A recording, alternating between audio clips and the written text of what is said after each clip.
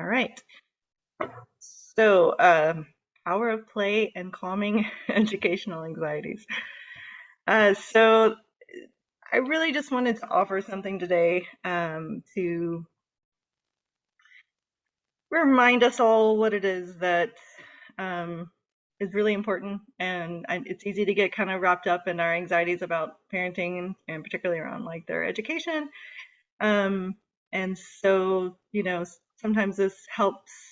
Um, for me to go back and just kind of be like, you know, what we're doing actually is really powerful.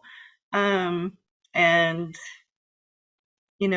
learning like so. First of all, I'll just start with um, this idea of Piaget said this: play is the work of childhood. That children are born to learn through play. This is how they. I mean, it's very obvious to us, when they're little, like they're but as they get a little older, we kind of start to um, forget that and see it a little differently. But it holds true throughout childhood that um, this is um, how they are learning about themselves, knowing what they love, having a sense of um, power in the world to um, you know create their own reality, influence the world around them, and that it really is what is building their brains and their bodies um, into their adulthood. And having said, like, you know, that about how, play is um, the work of childhood, it is also just what they enjoy. And it's so important. I think sometimes, like, we get kind of lost sometimes about what it is that they're doing to prepare for the future and how this is important because it leads to some later success. But it's also just important because it's important to enjoy your life and to enjoy it right now. I mean, that's like you don't want to lose sight of that. um, so play though is essentially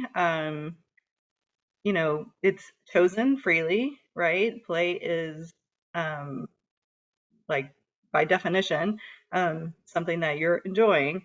And that is what makes learning happen. So there's all this research about, self-determination theory. I've talked about this in a previous um, meeting we had about just, for to have be intrinsically motivated, you need to have some sense of choice, some, autonomy in what you're doing, that's crucial into developing some intrinsic motivation.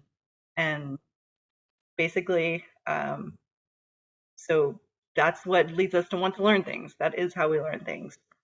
Play does create that drive to learn. Very kind of like fundamental of why it's so powerful. Um, so another point I wanted to bring up is just around like we don't really know what it is that our kids are going to need in the future. Like everything is changing so much, and the particular skills and content and things are always changing. It's really uncertain, and really what we want them to do and be able to do is to learn how to learn, right? We want them to be able to connect different ideas and skills and use them in different situations, and be able to have new ideas, and to be able to be okay with uncertainty. This is what play is when you have a kind of like um, unstructured play environment where kids can really lead their own play. That's those are the kind of skills they're getting. And those kind of skills, they lead to much kind of a deeper learning, a much more flexible thinking.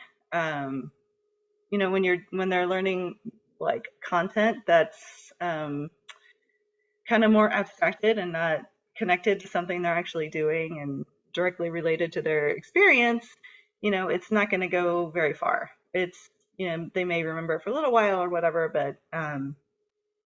it's really not as powerful. And so just wanting to think about how, so much is really happening this when kids are playing, like so much more um, than, you know, than we often really consider. All of the communication skills, the collaboration skills, all the different problem solving, like, there's so many things they're figuring out when they're playing. Um, and and those problem solving skills are all developing the executive functioning, which is like a whole suite of skills that um, help us with, um, again, like setting goals and having kind of like that flexible thinking. They're doing all the hypothesis testing, experimentation, iterative thinking, which is so valuable. Um, and then also because play is joyful by nature, it's fun. That's why the kids are doing it. They're releasing all this dopamine, and that dopamine is also what is creating learning. All the release of dopamine, that's all linked to enhanced memory, attention, creativity, all those things, motivation. Um, so yeah, so we can feel like really good about all the time, giving our kids as much time as possible to play. And think of it as, you know, all of just the learning that is happening, because again, learning is natural. It's happening all the time. Um, we usually just think of learning, right, in these really kind of small, narrow ways of just like some academic kind of learning. But it is so much broader, so much more interconnected than that. You know, all of these different kinds of learning, the physical, the mental, the social, all these things are all connected with each other, like these interconnected gears. Um, the, when like young children, they're using their hands to like do some painting, or like last week they were doing embroidery, and they're using those fine motor skills with their hands, like that's developing you know the handwriting um skills. So it's like all those things that are um that they're doing, all the physical stuff is helping the mental stuff develop, it's helping the emotional. It's really all building upon each other. So just basically play, it develops the brain and body. So, you know, through many years of play, they are doing all the work they need to get their brains and bodies so that they can basically do whatever it is they want to do. When they want to do whatever path they choose in terms of like whatever passions they have, they can they'll have the skills they need to do that. They'll have the creativity, they'll have the executive functioning, they'll have all of it. Um, yeah. So yeah, my last line about play is just, it's not a break from real learning, but it is the real learning. I think that's actually something close to what Mr. Rogers often says, if that sounds familiar. Um, anything, Hanny, did you want to add anything to that before I switch over to, I think you're muted if you're saying something. I said, no, you're doing great. Oh, okay. All right. So, so that's just what I want to say about play, is that it's awesome. Feel good about it. um, Now, just to kind of address some of the specific anxieties that we often have around, our parenting and their education and all of that. Um, I feel like the basic thing is just that I want to talk about today is that feeling of not doing enough. Um, And we often get caught up, I think, in like just the voices that we hear, what we imagine other people to say, or maybe you have family members that are actually saying it to you, um, about that you're not doing enough. You know, what about this? What about that? What if? What if? Um, so I think just acknowledging that and just being mindful of that, separating yourself from that, just going back to like, okay, what do I actually feel and think and believe, and um, you know, so that you can kind of calm yourself around what other people are, their judgments and all that, and just being in touch with what you actually know to be true about your kid and um, how they're doing. So another thing is that brings upon this anxiety out in us, I think, is just this over investment in what they're doing and learning and how they're performing, and attachment to like the outcomes, um, the product, having these kind of forced objectives that they need to meet, um, maybe kind of like overplaying the learning moments because like, oh, like, you know, make a really big deal out of one question they have because it meets like um, your idea of what learning, your like schooled mindset idea of what learning is. But just like, yeah, the attachment to the outcome and like making products, I think can really, if you can just kind of refocus on like, hey, this, it's okay to not have an outcome. Like they're learning in the process of doing something. Um, and and maybe other times they will learn about the process of finishing something, but that doesn't have to be every time, you know. So that's another anxiety to kind of just acknowledge when it comes up, and then go back to what like is really true, um, in terms of it is enough. It is enough just to, um, yeah. Another thing is just like this idea of like there's just so many boxes to check, and sometimes like we don't even exactly know.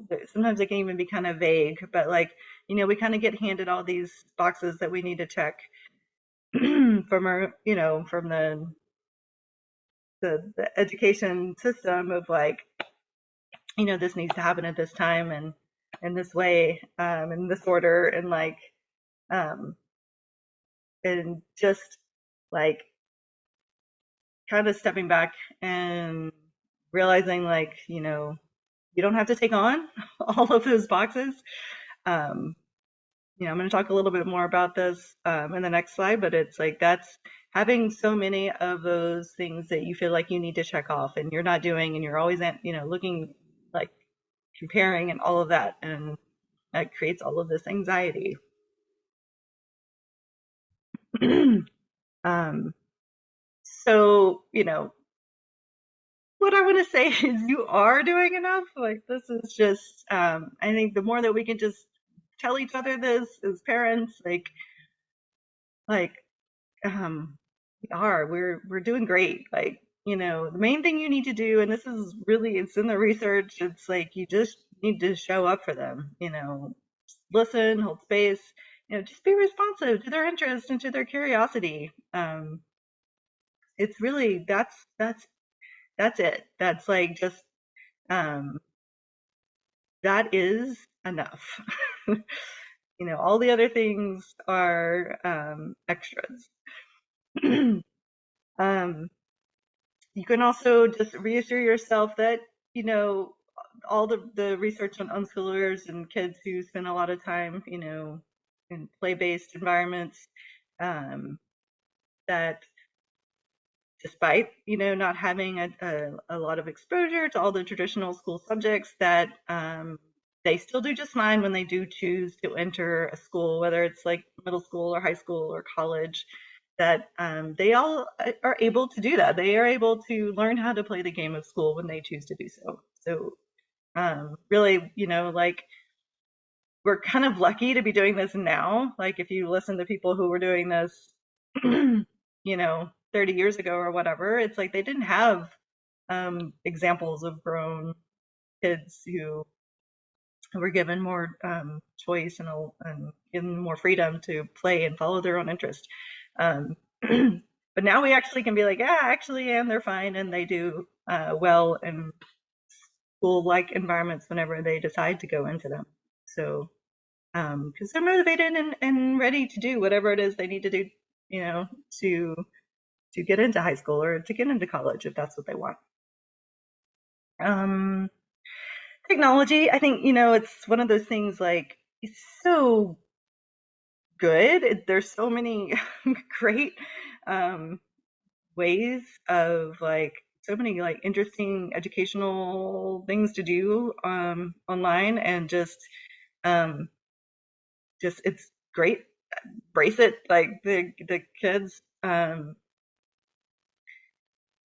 think like we often get all this anxiety about setting limits and all that, but just have those discussions with your kids about it based on like actual observations and like real concerns and not just the imaginary ones like that we get from the outside, but like how actually is your kid doing? What actually are they doing on there? And like, is it like is it actually feel good um or not? Just being yeah, honest about that. Um And I just too wanted to address so like, sometimes kids can seem like they're not really doing much if you give them some freedom to just follow what they want to be doing and to be playing. Maybe they don't, you don't feel like they're really that engaged or they're kind of restless or whatever. Um, but and I feel like probably most of you have observed this already yourself, but in the moment when it's happening, I mean, it's still, no matter how many times you see it, when you start feeling like your kid is maybe like not really doing anything, you can get that anxiety, but then just come back to like, okay, this is the phase, like it's gonna pass, we'll get into something else, like, that's just usually how it goes, right? And just same with adults too. Like we do that too. We go through periods where we're not as into things until something else arises. Um, Yeah, and then reminding yourself of the power of play, right? You're doing enough. Letting them play is great. That's like, the whole first part of this conversation is just, yeah, remembering all the things that they are getting that they wouldn't be getting, like, when from hours of school. Because I know, like, sometimes you can think, like, oh, well, they're not really learning to spell. And so maybe I should send them to school so they'll learn, because that seems like really important. But then, like, remember all the other things that they're getting now that they wouldn't be getting at school. All of that problem solving and creative thinking and um, yeah, so just keeping that in your mind. And then my last point is just kind of like for the things that are really bothering you, just address them. Like, sometimes it's like you just can't stand it and you just really want them to be able to spell better. So, like, just spend, talk to your kid about how, look, can we just do this for me? Can we just spend 5 minutes in the mornings, like, learning how to spell 3 new words? I mean, I don't know, whatever it is, but like, it's okay to just kind of address those things that you just feel like they're missing out on and you feel like you really need to do it, but address it in a way that you're really owning it. It's like your own um need and um like work with them to like in a way that making it as like interesting and fun as possible for them. um yeah, and then my last thing is just accepting natural human variation, right? Because we have all these ideas that, um, when a kid should be learning to read, when they should be learning this and that. So, like all those defaults, there's lots of questioning and we can do around that. This idea that learning has to be hard, that it's You're supposed to just kind of like suffer through it. Um, Challenging the idea that everything has to be learned in this linear fashion. They're going to miss something if you don't do it this way. Um, Questioning this conveyor belt idea that there's kind of like this one path to success and this is how you get there, one thing after another that you need to be doing that, you know, leads to your ultimate success. But, we know actually there's many, many ways to be happy and to have success in life that are, and to get there, really, what's going to help is knowing the strengths and challenges of your particular kids and playing to those, being aware of your own family values. And what I mean is like what your family values, like, you value like just being outside a lot, being connected to nature a lot, or volunteering or traveling, like whatever it is, like, and just making those things like the focus, the particular, like, creating your life around the things that really matter to you all as a family and to the particular strengths and challenges of your kids. And um, instead of kind of, trying to fit into the one model that is kind of handed to us from our culture. So, yeah, and that's yeah, that's it. So, I will pause the recording and take any questions, comments, whatever.